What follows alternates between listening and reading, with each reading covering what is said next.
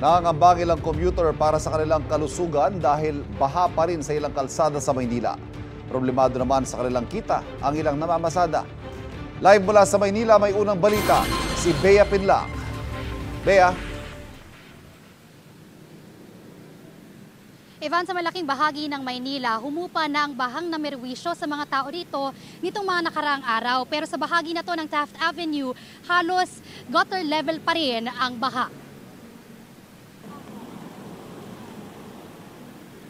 Madaling araw pa lang, nag-aabang na ng masasakyang jeep si Ruby para makapasok sa trabaho.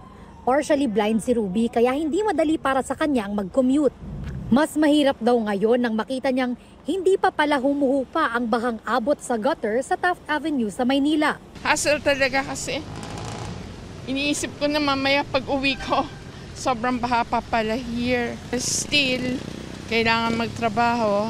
Dahil, alam mo na. Gutter level din ang baha sa ilan pang kalsada ng Maynila kabilang na sa Hilpuyat at Pedro Hill. Nung isang araw, tumirig ako sa may Padre Paura Top. Kaya di ko na sinubukan. Nagdulo lang ako sa may walang ba. Pinulang pa nga po eh. Gawa ng 200 lang hahatid ko. Change oil ako, 235. So, 35 pa dinagdag ko.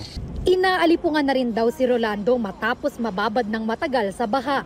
Kaya ang ending, mas lumiit ang kita niya. Nako, maghapon ako nakababad. Gawa ng tinula ko doon. Kaya inabot ako ng alipunga. Maghapon na yun, alipunga ako. Kaya hindi na ako nakabiyahe noon. Si Grace naman, laging nangangamba para sa kalusugan niya tuwing lulusong sa baha. Pero minsan aniya, wala talagang choice kundi maglakas loob at suungin ang baha, gaano man ito kataas o kadumi. Sagabal talaga sa lahat ng tao nga yan. Katulad niya, yung iba hindi nakakadaan. Kahit naman sino matatakot lumusog, lalo na pag may sugat ka. Matatakot talagang na mag-ano sa tubig baha.